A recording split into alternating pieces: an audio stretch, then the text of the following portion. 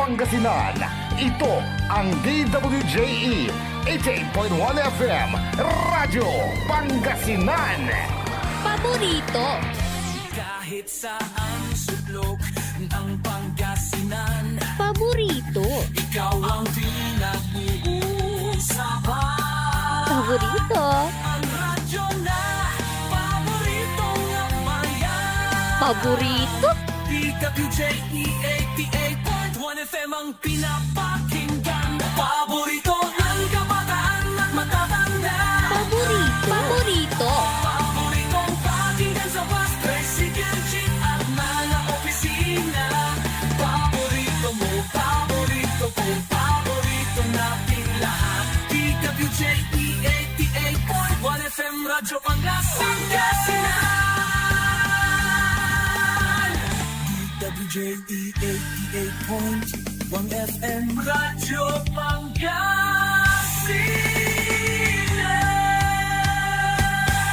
Paborito. Ang susunod na programa ay rated GP. GP? Ano yun? Garantisadong pampaborito! Mga nakalap na impormasyon, balita sa taong bayan, pagsiyasat sa mga kwentong may pinanggagalingan, paghimay ng mga isyu at detalye na bumubuo ng pampublikong usapin, eksaktong impormasyon, detalyadong balita, komprehensibong diskursyon ng mga isyu at mga matalinong paghimay sa mga usapin. Ito ang Aligwas Pangasinan Ilocano. Balita, talakayan at serbisyo publiko sa radyo. Aligwas Pangasinan Ilocano. Samahan ang maestro ng balita at impormasyon na si Jonathan Ortega. Aligwas Pangasinan Ilocano. Lunes hanggang Biyernes, alas 5 hanggang alas 6:30 ng gabi. Dito lamang sa DWJE 88.1 FM, Radyo Pangasinan. Aligwas, Pangasinan, Ilocano. Narito na si kapaboritong Jonathan Ortega. Maligwas ang araw Pangasinan. Muli po nagbabalik ang programang maghahatid po sa inyo ng mga importanteng impormasyon at mga maiinit na balita at issue na dito nyo po maririnig sa programang API. Aligwas Pangasinan Ilocano Reload. Siyempre makakasama nyo po ako mula alas 5 ng hapon hanggang alas 6 ng gabi. Ako po ang inyong public servant sa radyo, Jonathan Rosario Ortega. At kasama rin natin sa ating technical control ang ating co-pilot ngayong araw. Walang iba kundi si sound engineer Dennis Palaganas. Magandang hapon, Ded. Masantos ang araw madsikayo namin kapaborito. Bye-bye, Sir Joey. Ayun. At syempre, ngayon po ay araw ng Miyerkules, June 4, 2025.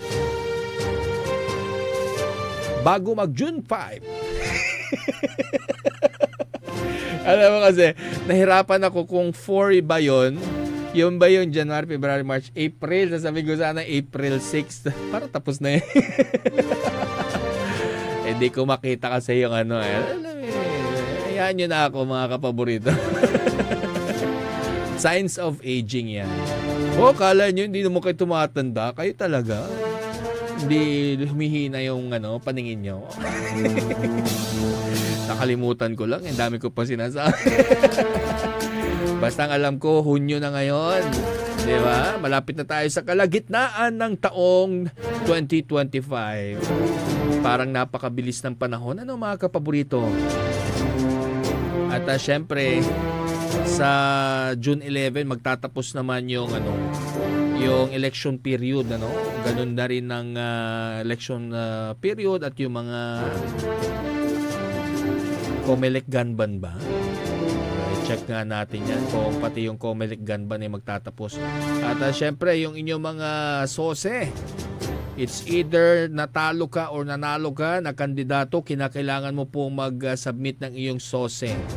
Statement of yung mga expenditures, yung mga ginastos ninyo nung kampanya, nung panahon ng election period. O kailangan nyo pong isubmit yan, no, sa COMELEC para po masilip po nila, no, kung kayo ba ay lumagpas sa itinakdang gastusin lamang ng isang kandidato, no, sa bawat designated position, di ba? Kailangan mag-submit kayo niyan dahil lalo na, no, doon sa mga nanalo. Kailangan mag-submit kayo niyan kasi baka ma-technical kayo. Naku, masakit yan. Ayaw natin yan, di ba? Siyempre, pinaghirapan ninyo yung halalan, yung kampanya, nagpagod-pagod kayo. Tapos, yung sosi nyo, hindi nyo na-submit, hindi nyo inaayos. Kaya gising-gising ha, yung mga nanalo, maging yung mga hindi pinalad, kailangan pong mag-submit ng inyong mga sosi para hindi po tayo habulin ng COMELEC. Hindi naman BIRK talaga. Yung mga COMELEC, syempre, yung Commission on Elections, sila syempre yung ating poll body, yung head agency tuwing halalan, di ba? At syempre, nabibilang na rin ng araw. Hanggang June 30 na lamang po yung mga dating officials mo sa mga LGU, no? At maging sa mga congressional district at yung mga sa Senate din, no? Ganun din. Uy, speaking of Senate, kayo ba ay nanonood, nakikinig, nagbabasa ng mga balita dyan sa national? Grabe, no? Yung mga balita ngayon. May lumalabas na meron daw nagpila para iurong yung impeachment complaint versus Vice President Sara Duterte. Pero kanina may update na, no, Det? Umamin na kung sino. Pero nung ambush interview, nagmamaang-maangan pa sila. Kasi hati na rin ang maraming kababayan natin kung matutuloy ba yung impeachment complaint na yan versus Vice President Sara Duterte. Dahil marami rin Pilipino ang gustong malaman kung sino ba itong si Mary Grace Piatos. Diba? Yung iba naman po syempre, ano bang i-explain po natin dyan? Confidential fund nga. Diba? So maraming diskusyon, maraming samut-saring opinion. Kailangan yan bigyan ng linaw.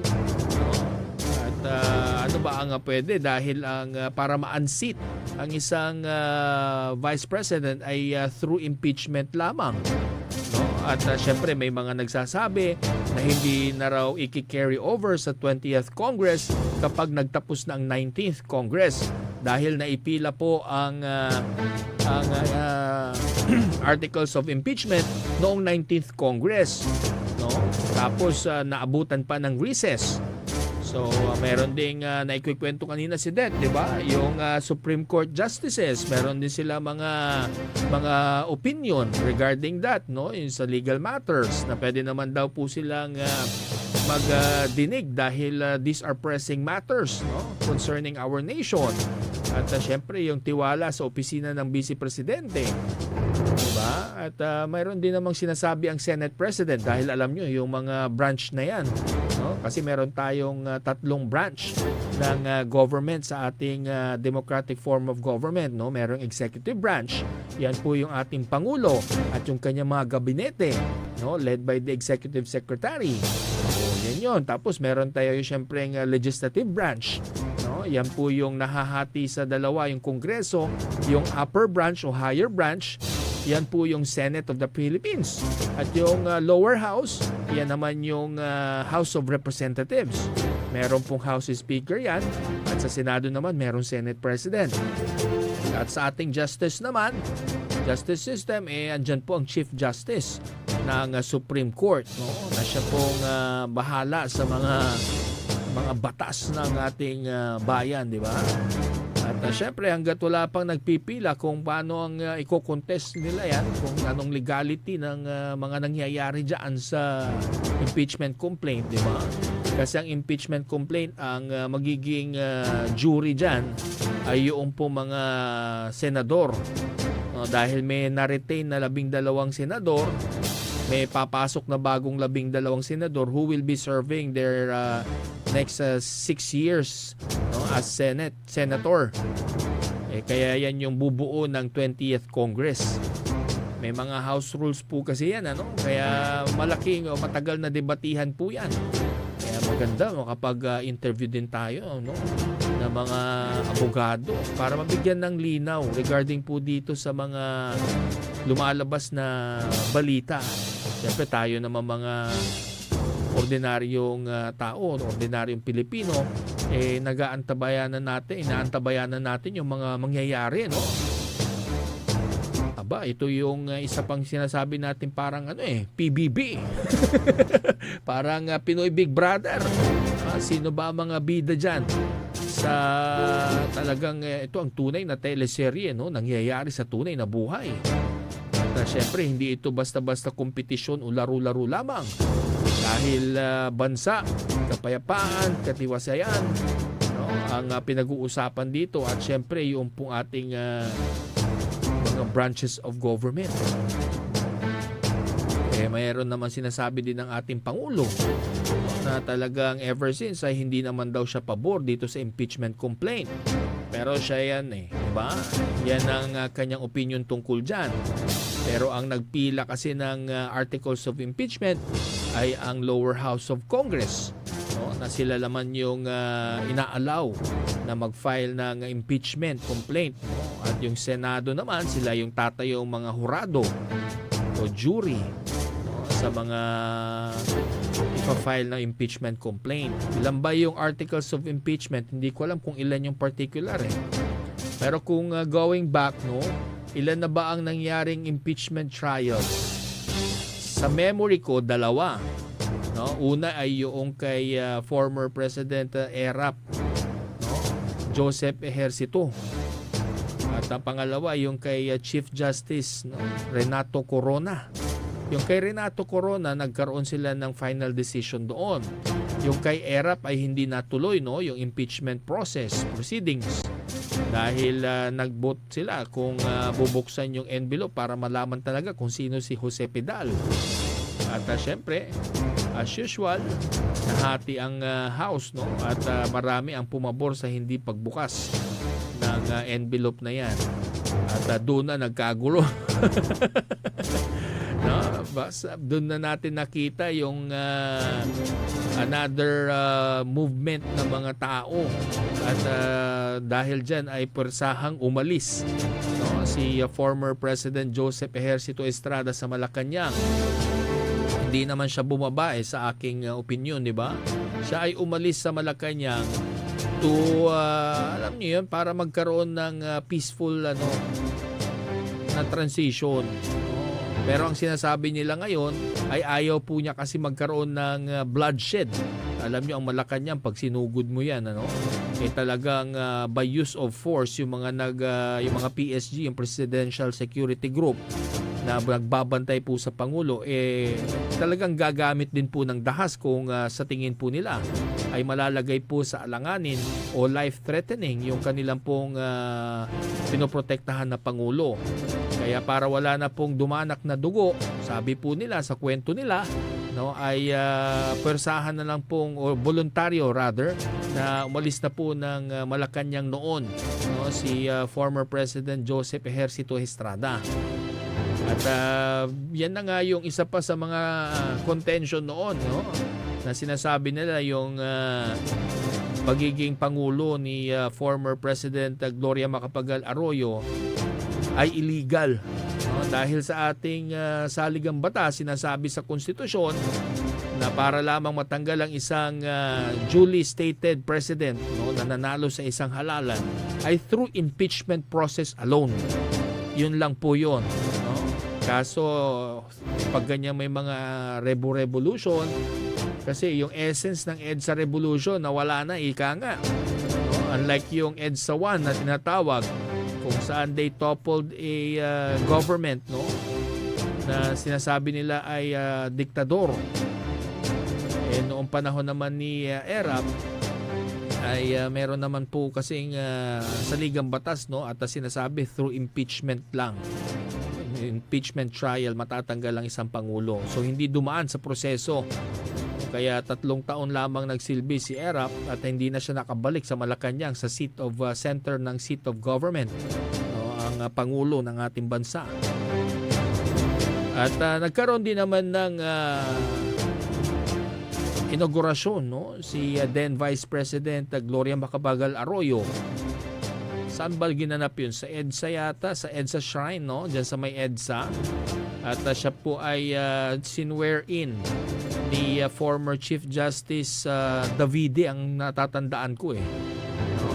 Tanda ko na, ano?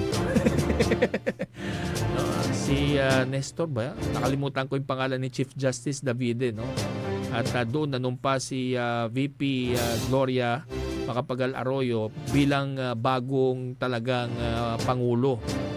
Pero ang maraming nagsasabi nga na hindi legal yung kanyang pamamalagi as president doon sa termino na yun. Dahil hindi dapat yun kikilalanin dahil base sa saligang batas, no, ay through impeachment trial lamang matatanggal ang isang pangulo. Kayo ba? Ano ba ang say nyo doon? Parang ilang taon pa lang ako doon no, batang-bata pa tayo. Parang nasa college pa lang ako noon. Pero ngayon, parang ito na naman, ano? This time, ang nakaupong vice presidente naman ang pinilahan ng impeachment complaint. Ang alam ko, 6 ba? 6 articles of impeachment. So, si VP Sara naman daw, sabi niya, handa naman siyang harapin kung ano man yan. Ano? At nag-convene na rin siya ng kanyang mga lawyers. At nauna na ngang nagpresenta si former President Rodrigo Roa Duterte bilang legal counsel ng kanyang nag-iisang o ng kanyang anak na babae na si Sara. Meron pa pala siyang ibang anak, si Kitty. Sabihin ko sana nag-iisa. Yun nga lang, dahil sa mga turn of events, ay hinuli si former President Rodrigo Roa Duterte, di ba?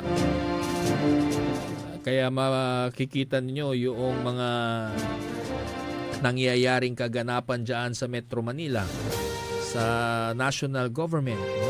Talagang medyo, kung susumahin nyo, nakakalito, ano? Napakatagal pa naman ng 2028. Kaya nga sabi ng Pangulo, tuloy-tuloy lang, no, ang Administrasyong Marcos sa pagsisilbi sa taong bayan. At yung mga, syempre hindi naman involved ang executive branch of government dyan po sa gagawing impeachment trial, ano. Kaya ang gobyerno led by our president, tuloy lang ang kanilang pagbibigay ng serbisyo publiko. At yan na nga, at hinahanapan pa rin ng solusyon, ano? At nakakita na sila ng solusyon dun sa 20 pesos kada kilo na bigas. At yan naman ay sinuportahan din, no, ni House Speaker Ferdinand Romualdez.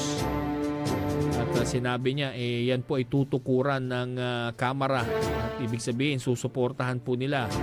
Alam nyo, pag sinabi ng House Speaker na susuportahan nila yan, ibig sabihin sa susunod na mga pagdinig ng General Appropriations Act, yung GAA, yan po yung ating annual budget, no, nagagamitin para sa susunod na taon, maglalaan po sila ng pera para po dyan. Malaking tulong po kung magsa-subsidize po ang gobyerno, no, sa pagbili ng mga bigas para maibenta ang bigas na 20 pesos kada kilo sa ating mga mamamayang Pilipino. Kahit papaano, mahirap man maabot talaga ito pong pangako ng Pangulo na 20 pesos kada kilo ng bigas, unti-unti naman maabot natin yan, ano? Alam nyo, hindi rin naman biro talaga yung 20 pesos kada kilo. Kasi magkano na ba ang kada kilo naman ng palay ngayon? Diba? Kailangan win-win solution.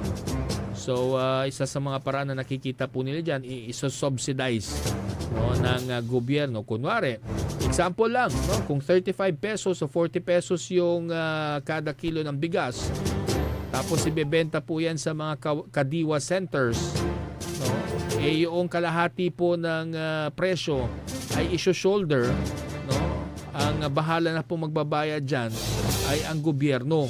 Maglalaan po sila ng karampatang pondo para dyan. So, alam nyo naman, meron tayong mga AIX, may tupad, merong AKAP, merong 4-piece. Lahat po yan ay tulong, ano, para sa sambayan ng Pilipino na higit na nalulugmok sa kahirapan. Kaya isa rin siguro sa magandang programa itong maglaan sila ng pondo, no? Pag-subsidize doon sa pagbili ng mga bigas at maibenta sa taong bayan, no, ng 20 pesos lamang kada kilo. Kasi yan yung isa sa mga hamon dahil yan yung naging laman ng pangako din ni Pangulong Ferdinand Bongbong Marcos Jr. No? At hindi naman overnight pwedeng mangyari yan. No? Maraming critics kasi ang nagsasabi na malabong mangyari yan. Pero ito na nga po at nangyayari na. And we are also grateful, no? Kung maging 20 pesos yung bigas. Ang sa akin syempre yung unahin po dyan na bentahan yung po mga talagang nasa laylayan ng lipunan. Kunwari ako may trabaho, yung mga may trabaho at kaya naman bumili ng mga 35, 40 pesos kada kilo, hindi muna tayo ang priority dyan. Dahil kaya pa naman natin ang ating sarili. Pero yung mga nasa laylayan ng lipunan, yan po yung mga talagang wala ng trabaho, walang tirahan, walang makain. No? Sila po yung unahin nating bentahan ang 20 pesos kada kilo. Sana you agree with me, ha, mga kapaborito, no? Kasi kapag naglakad kayo sa mga kalsada, marami tayong makikita dyan ng mga, di ba, mga kababayan natin, mga kapaborito natin na talagang naghihikahos na po.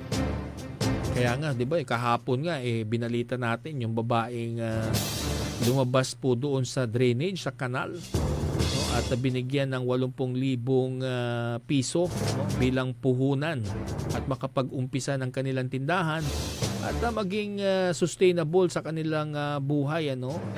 Diba? Napakaganda naman din po talaga noon. Marami din naman ang nag-turn sa social media at sinasabi nila yung kanilang hinaing na sana sila rin. Siguro daw pwede naman silang lumabas din sa kanal, no, at mabigyan ng 80,000. Kayo naman kung able-bodied naman kayo, no, at kaya nyo naman pang kumayod, di ba? Laban lang, kayod lang tayo ng kayod. Huwag tayong minsan kasi, no, yung pagkainggit. Alam ko masama ang loob nyo dahil siguro yung ilan ay nagbabayad ng tamang buwis, di ba? Yan yung common na reklamo eh. Nagbabayad ako ng tamang buwis pero never ako nakatanggap ng AX. Di ba? Never ako nakatanggap ng yung po mga AX, tupad, akap. Meron pong special program po yan. Kung hindi naman kayo pasok sa kategorya nun, hindi ho kayo talaga mabibiyayaan ng mga AX, akap at tupad. No? Pero ang hiling din naman natin, no, sa ating mga kababayan, mga kapaborito, kapag tayo naman po ay nabibigyan ng tulong, no, ng pamahalaan through yung ating mga social projects, gawin po natin, gamitin natin sa maayos na paraan, sa tama, di ba? Kasi ayaw natin yung maririnig natin na, yung mga miyembro ng 4Ps, ang ginagawa nila, isinasangla nila yung kanilang mga ATM card. Naku, syempre, sabihin man natin, gusto man nating magalit, di ba?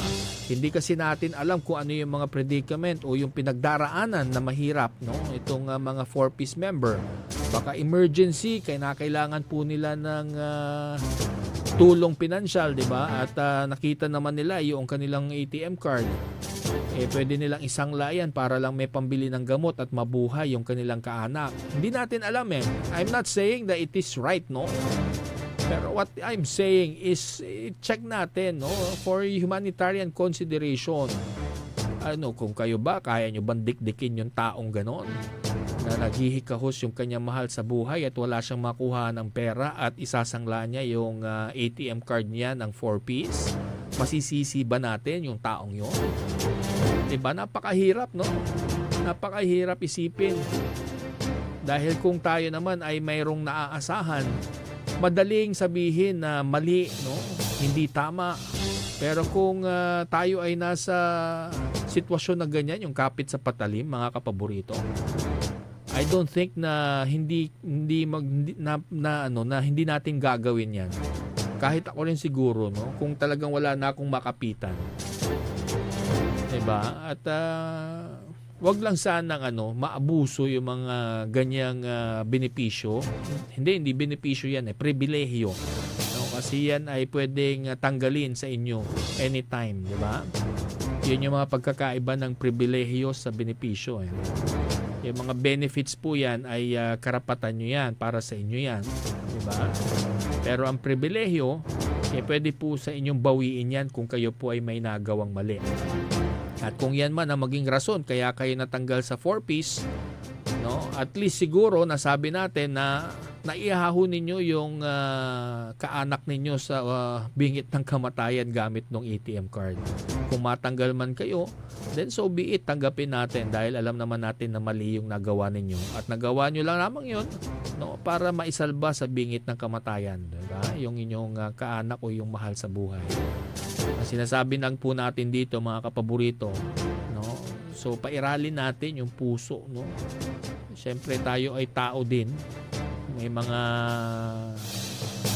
namimit tayo na tao din na kailangan talaga ng tulong at wala na silang ibang mapuntahan, di ba? Kapit sa patalim, ika nga. Basta wag lang silang no, wag lang silang yung tipong kapit sa patalim na gagawa talaga ng krimen, yung magnakaw, pumatay ng tao, di ba? Mahirap po yun. O kaya naman ay magbenta ng illegal na droga at sumira ng buhay ng mga tao, yun, mahirap din po yun. Di ba? Parang ang sinasabi ko ngayon, you choose the lesser evil, parang gano'n. Mahirap, di ba? Pwede na lang natin sabihin case-to-case basis. Pwede ka naman magpakamoral, di ba? Pero kung ATM card na pwede mo namang isangla para mabuhay yung tao. Pero kung gagamitin nyo yan sa pagsusugal, pagbili ng droga, at pagpunta ng, di ba, gamitin sa maling paraan yung mga ATM card ng 4-piece, yun naman po ay walang dudang mali talaga yon. Di ba? Sana naiintindihan nyo ako, no, yung mga listeners natin. Siyempre, hi, hello sa ating mga listeners, mga pauwi ng San Carlos City, ay kabalayan ko San Carlos. Good afternoon. Saka yung mga kapaborito natin dyan sa may Kalasyaw. Hi, hello, Team Patak. Belated happy birthday kay Ma'am Marmy Fernandez. Hi, hello kay Boss Carlo, Ma'am Pao, Boss Baki, si Sergeant Basa. Magandang hapon. At si Sir Steve, magandang hapon sa inyo. At syempre kay Mayor-elect ng Bayan ng Kalasyaw, Mayor-elect Patrick Agustin Karamat. Maraming salamat sa inyo lahat. At kay Mapandan Mayor-elect Carl Christian Vega, good afternoon sa inyo. Oras natin, 5:35 ng hapon. Babalik po ang programang Api, Aligwas, Pangasinan, Ilocano, Reload. Ang puta-putang Iren Balita. Araw-araw na tayo po'y nasa Senado. Araw-araw po kaming magtatrabaho para sa kapakanan ng inyong mga anak. Ang puta-putang Iren Sunata. All I dream of is your eyes. Son, ang puta-putang Iren Impormasyon. Aya, sa DWJE 88.1 FM, Radyo Pangasinan. Paborito. At WellCare Diagnostic Center, your health is our priority. From routine checkups to advanced diagnostics, we provide accurate, timely results, ensuring you're always on top of your well-being. Whether you need a blood test, x-ray, or ultrasound, our state-of-the-art equipment and professional team are here for you. With a convenient location and fast results, we make healthcare easier. Message us through our WellCare Diagnostic Center Facebook page or visit us at the Macandan Town Center for an appointment. WellCare Diagnostic Center, your health, our care. Visit WellCare Diagnostic Center, located at Mapandan Town Center, Mapandan, Pangasinan. For reliable and top-notch healthcare services, you deserve the best care. WellCare Diagnostic Center. Mare! Kabigla ka naman, Mare, Grabe, gimagana ka, Mare, di mo sinabi na uwi ka pala ng San Carlos. Ay, oo. Namiss ko na kasi dito ang pamilya ko. Ito na na palang San Carlos ngayon? Grabe, Mare. Ang laki na ng pinagbago. Siyempre naman, Mari, alam mo ba na dito sa syudad natin, malaki na talagang pagbabago. Mula sa mga infrastruktura, nandiyan na mga konkretong daan at mga bagong pasilidad. Wow! Meron din tayong trending na ayos, kalusugan karavan na nagbibigay ng libreng serbisyong medikal. Balita na! Saka, nandyan din ang mga programang pag-agrikultura para sa ating mga magsasaka. Ay, wow! At higit sa lahat, Maria, ang pagpapanatili ng peace and order ng ating syudad. Perfect! Di lang yan, binibigyan din ng halaga ang kapakanan ng lahat ng tao at pantay na karapatan sa mga serbisyo ng gobyerno. Grabe, Mare! Ang bongga na talaga ng San Carlos. Parang ayoko na bumalik sa ibang bansa. Oo, Mare. Kung ako sa'yo, dito ka na lang sa San Carlos. Dahil sa San Carlos, tunay na subok na ang serbisyong ayos. Mayor Julia Ayoy Resuello po, kasama si Vice Mayor Jose Resbox Resuello at ang Sangguniang Panglungsod ay nandito upang umagapay at magserbisyo sa ating minamahal na syudad. San Carlos, maunlad, ligtas at maayos. Ang tatay dapat pinagtatanggol ka. Ang tatay dapat naintindihan ka. Ang tatay dapat pinalalaya ka. Ang tatay mo dapat mahalin mo. Dahil marami man sila dito sa mundo, nag-iisa lang ang tatay mo. Happy Father's Day, mga kapaborito naming tatay. Mula sa inyong paboritong himpilan ng radyo, DWJE 88.1 FM, Radyo Pangasinan. Malugod na pagbati namin sa mga huwaran na haligi ng tahanan. Mas pinalakas, mas pinatindi, mas pakikinggan. Serving Pangasinan through music, news, and information. Ito ang DWJE 88.1 FM, Radyo Pangasinan. Diyan Pangasinan, walay saksa kaya radio station ya iiyag na saray Pangasinense. Diyan Aguilar, Paborito! Basista, Paborito, Binmale, Paborito. Bugalyon, Labrador, Paborito. Lingayen, Paborito! mga taram, Paborito! Tandyan Orbes Tondo. Paborito! Aya, so 88.1 Radyo Pangasinan. Paborito ng kabataan at matatanda. Paboritong pakinggan sa bus, tricycle, jeep at mga opisina. Paborito mo, paborito ko, paborito nating lahat. DWJE 88.1 FM, Radyo Pangasinan. DWJE 88.1 FM, Radyo Pangasinan.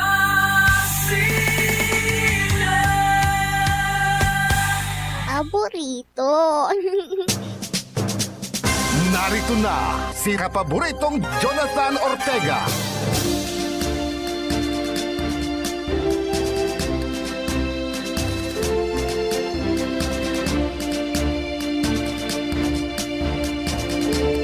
Maligwas ang araw, Pangasinan. Muli po nagbabalik ang programang API. Maligwas Pangasinan Ilocano. Ako pa rin po ang inyong public servant sa radyo, Jonathan Rosario Ortega. Kayo pa rin po ay nakatutok sa DWJE 88.1 FM, Radyo Pangasinan. Okay mga kapaborito ha, watch out for the reopening ng Abasti Tapwak Branch. Bukas na po yan, June 5, 2025. At syempre meron pong espesyal na promo ang Abasti Tapwak sa kanilang pagbabalik. Buy one, take one po para sa first 50 cups.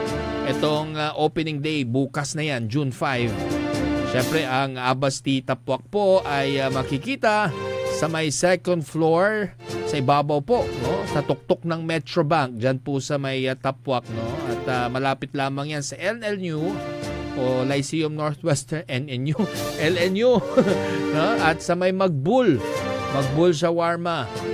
So makikita nyo yan, napakaliwanag naman yan pag hapon na, no? Yan ang magandang pasyala ng mga high school. At syempre, Abasti, hi, hello. Andito pa rin kami. Kailangan si Abasti Tapwak nakaswitch ang radyo sa 88.1 FM, di ba? Syempre. Hi, hello din. Uy, dun sa mga magba-back to school na ha. Yung kaibigan natin, para dun sa mga mayroong mga chikiting, di ba? Yung kaibigan ko, si Charis Isidro, gumagawa siya ng mga bookmarks, no? Yung para sa mga batang papasok, syempre para colorful, yung kanilang mga gamit pang eskwela. No? Ano pa ba yung mga ginagawa mo, Cha? No? Hanapin lamang yung Be My Creation sa Facebook, ha? Yan, makita nyo dyan. Syempre, meron din yung para sa mga daycare, no? Meron siya mga storybooks, may mga exercise books, mga ganun, di ba? Yan, Be My Creations, dyan po sa Facebook. Hi, hello din kay Boss Reggie Paran ng RM Paran Auto Care. Magandang hapon po, no? At dun sa mga nakikinig na doctors dyan, magandang hapon. Eto ako, sakit ang paa, may gout. Dineclare in-announce sa buong Pangasinan. Sino ba ang nakaka-relate dyan? So, yung mga mahilig sa antulaman, papaitan, laman loob, may dagupan, tulaman. Tagal ko na kasing kaliskas. Yan. Pero syempre, no, actually nati-trigger din yan, no, kapag sa mga yung matindi talaga yan yung laman loob, mga kapaborito. No? Yung munggo hindi naman daw, sabi ng maraming doktor, even my doctor, no. Tapos ano pa ba yung mga pinagbabawal para sa mga nagsasuffer sa arthritis at gout? Yung sa akin, ang binigay na mga prohibitions, mga pinagbabawal, yung mga isdang walang kaliskis. Ano ba yung mga isdang kaliskis? Walang kaliskis. Siyempre, yung mga dilata. May kaliskis ba yan? Wala. Hindi. Pero biro. Yung mga tuna, no, walang kaliskis yan. Yung salmon, walang kaliskis. Yung mga, ang galunggong ba may kaliskis? Mackerel, wala rin, Ayun, no, yan yung mga hilig ko. Mga nasa easy to open can. 'Di ba? Yan, bawas-bawasan niyo daw yan. Tapos sa gulay naman, ang pinakamalakas na contributor sa gout at arthritis. Ito yun daw po. Sabi ng doktor ko, hindi ko na i-mention, no? Baka sumikat pa. Kundi sisingil ako ng Kasi mahal yung siningil niya sa akin na PF niya, di sisingilin ko rin siya. Kaya hindi ko na i-mention. Yung string beans daw. No, yan daw ang matindi yung string beans. Beans tuloy. String beans, naging kotse, Yung yan. Saka, ano pa ba? Yung ibang legumes, okay lang naman Yung munggo, black beans, okay lang naman daw yun. At syempre, numero 1 din na contributor yung red meat. No? Bawas-bawas tayo sa karne. Marami pong purines yan. Yung purines ang isa sa mga contributing factor para tumaas yung inyong mga uric acid. No? At syempre, kung kulang tayo sa exercise, mga kapaborito, delikado yan. Ako nga, hindi na ako nagkakakain masyado ng burger. No? Kasi minsan nagtitrigger din sa akin yan. Yun nga lang, medyo ang napansin ko na sobrahan ko lang ngayon ay ang soft drinks. No, bawal din po ang soft drinks, mga kapaborito. Ayun. Samantala, mga kapaborito, narito po muna ang mga balitang dapat niyo pong malaman ngayong araw ng Miyerkules.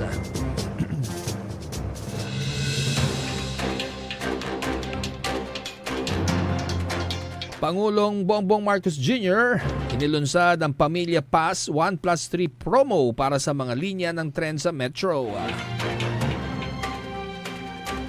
DILG inatasan ng mga LGU na magpasa ng ordinansa na maghihigpit sa vape at tobacco products. Patient appointment system inilunsad ng DOH para mapadali ang access ng mga pasyente sa healthcare services.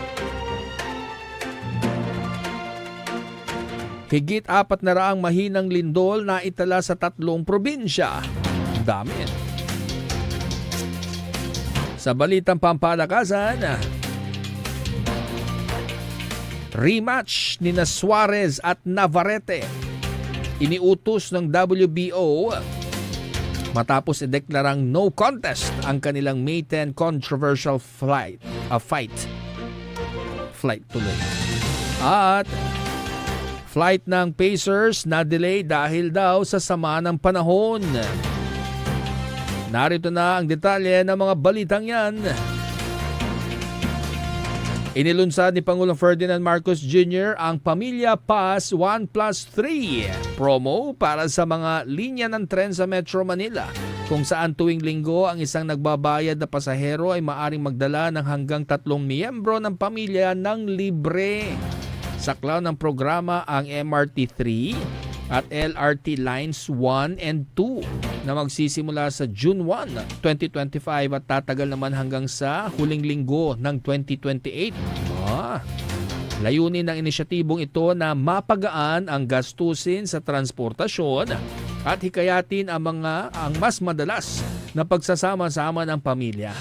Binanggit po ni Pangulong Marcos Jr. na ang linggo ay tradisyonal na araw ng pagtutok sa pamilya.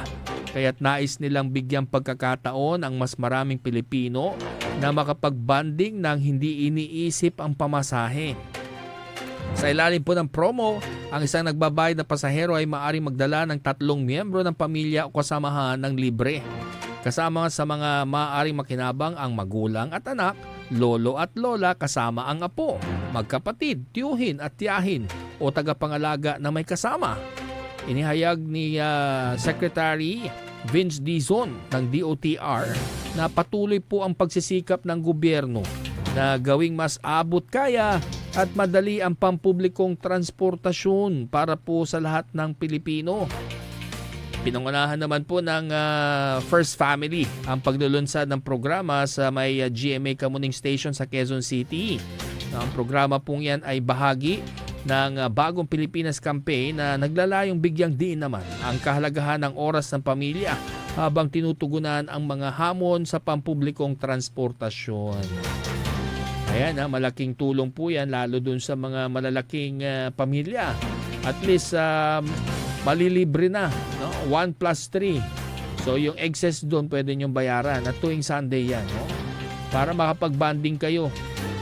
At malaking tulong po yan lalo na dun sa mga nagko-commute. Alam nyo nga sa ibang bansa no? Talagang ang commuting yan talaga ang mode of transportation po nila doon, maski sa New York City, maski sa Australia, no? Dapat ganyan na. Kaya tuloy-tuloy naman yung pagpapaganda rin ng mga pasilidad at pagdagdag ng mga bagon sa ating mga metro rails dyan sa Metro Manila. At syempre marami dyan nakikinabang yung ating mga kamag-anak, mga kapaborito, lalo yung mga anak ko, no? Isa yan sa mga nakikinabang dyan pag pumapasok sa eskwela. Malaking tipid din po kasi, no? Kaysa matraffic ka sa jeep, yung oras sayang din. Yan yung isa, no? Number 1 na transportation ng mga anak ko yan. Papunta sa mga eskwelahan. Pagbaba nila, school na agad. Si Andre ba? Hindi lalakad sa... malapit lang. Pwede rin mag-trend siya, tapos balik-balik. Yan po yung promo. No? At magtatagal po yan sa huling Sunday ng taong 2028 sa pagtatapos po, no, ng termino po ni Pangulong Ferdinand Bongbong Marcos Jr. Samantala, hinimok ngayon ng Department of Interior and Local Government o DILG ang mga lokal na pamahalaan, no, yung mga LGUs na magpasa naman ng mga ordinansa na magpapaigting po sa hakbang kontra sa paggamit at pagbebenta ng sigarilyo at vape products. Kung mapapansin nyo, dire-diretso na rin yung kampanya ng mga ahensya ng gobyerno, lalo na dyan sa customs, no? Madami silang nasasabat na mga illegal na vape products, mga kontrabando. At dito rin, no, yung mga gumagawa ng mga kontrabandong sigarilyo. Nahuhuli na yan ng mga PNP. Congratulations. At sa isang memorandum circular, ipinunto ng DILG na dapat akma po sa mga umiiral na batas ang mga lokal na ordinansa at hindi daw dapat magtakda ng sariling pamantayan ang mga LGU ukol sa pagbebenta, paggawa at distribusyon ng tobacco at vape products. Sa utos din ng DILG, pinaghihigpit ang mga LGU sa pagpapatupad ng Republic Act 9211 o Tobacco Regulation Act of 2003. Tapos yung RA 11900 o Vaporized Nicotine and Non-Nicotine Products Regulation Act at yung RA 10643 o ang Graphic Health Warning Law. Pati na rin ang RA 11467 at RA 10351. Napakaraming batas ano, pero marami pa rin ang naninigarilyo at nagve-vape. Basta doon sa mga bawal na lugar, huwag kayo maninigarilyo at magve-vape dyan, no? Lalo sa mga eskwelahan. Hinimok din ng LGUs na magpatupad ng mga patakaran ukol sa smoke-free environments, pagtatakda ng mga designated smoking areas, at tamang pagpapaskil ng graphic health warnings. Yan yung mga nakikita nyo sa mga pakete ng sigarilyo ng mga katawan ng tao na nasira dahil po sa labis, no, na paninigarilyo, mga sakit. Yan. Para warning yan para doon sa mga naninigarilyo na pwede kayong magkaroon ng sakit na tulad ng mga nandun sa picture. Graphic na picture. Pinaalalahanan din ng DILG ang mga LGU na ipagbabawal ang paggamit ng vaporized at non-nicotine products sa mga indoor public areas. No? Akala kasi ng marami nagve-vape, porke vape, hindi siya sigarilyo, pwede na sa loob. No? Pero may mga sensitibo po sa amoy na mga vape products. No? At kumakapit kasi. Kumakapit sa buhok ko no? Wala pala akong buhok. Inaasahan din ang pakikipagtulungan ng LGU sa BIR o yung Bureau of Internal Revenue para matiyak po ang pagpapatupad ng floor price o minimum price ng mga vape products at nicotine salt sa mga lokal na pamilihan. Yan stern warning na rin yan. Pero syempre, yung panawagan po natin sa mga LGU na istriktuhan ang implementasyon ng mga batas, kinakailangan po yan. At kung kinakailangan gumawa pa ng mga dagdag na ordinansa sa mga LGUs para suportahan ang pagpapatupad ng mga batas nasyonal, gawin po natin at sundin natin yung hinihiling po ng DILG. Para din po yan sa ating mga anak. Sa iba pang balita, sa balitang pangkalusugan, inilunsad naman ng Department of Health ngayong araw o nung isang araw ang isang digital platform para mapadali ang access sa healthcare services para sa mga pasyente sa buong bansa. Ito ay ang Patient Appointment System o PAS na inilunsad sa may Dr. Jose Fabella Memorial Hospital at di maglalaon doon din sa mga iba pang government-run hospitals ay gagawin na rin po yan. Ano ba itong PAS na ito? Layunin po nito na magkaroon ng sistema at mas mapabilis ang pagbibigay ng mga outpatient services ng mga ospital sa ilalim po ng ahensya ng DOH. Sa pamamagitan din ng PAS, mabibigyan agad ng schedule ang mga magpapakonsulta para hindi na mag-antay ng buong araw ang mga pasyente. Ayon pa kay Health Secretary Ted Herbosa, alinsunod ang nasabing inisyatiba sa 8-point action agenda ng Marcos administration.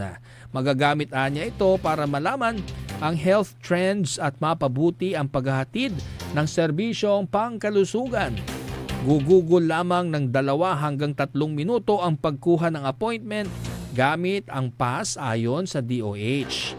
Yan mga kapaborito. So maganda ito doon sa mga outpatient department sa mga pampublikong ospital, lalo dito sa atin sa Pangasinan dahil napakalaki ng populasyon ng ating lalawigan.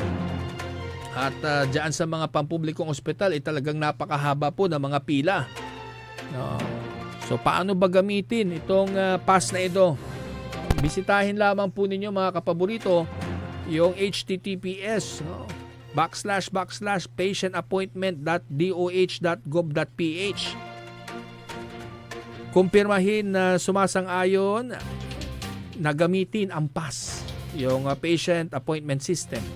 Pumili ng ospital at ang kinakailangang serbisyo, piliin ang gustong oras at petsa ng iyong appointment at susunod punan po yung mga kinakailangang impormasyon at i-screenshot ito bago isumite.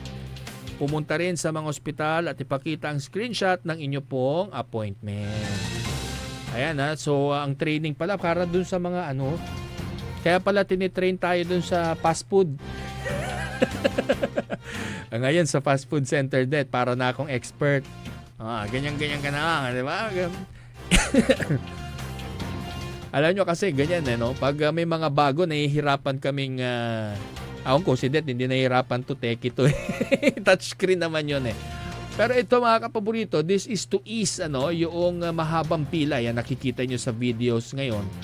Yung mahabang paghihintay ng mga test boon, ng mga buntis, di ba? Yung mga senior citizen, bagamat meron syempre yung fast lane yan. Syempre, pag lahat naman sila puro buntis, hindi mo naman pwede ilagay sa sa OB-GYN, di ba? Hindi mo naman pwede maglagay ng separate lane.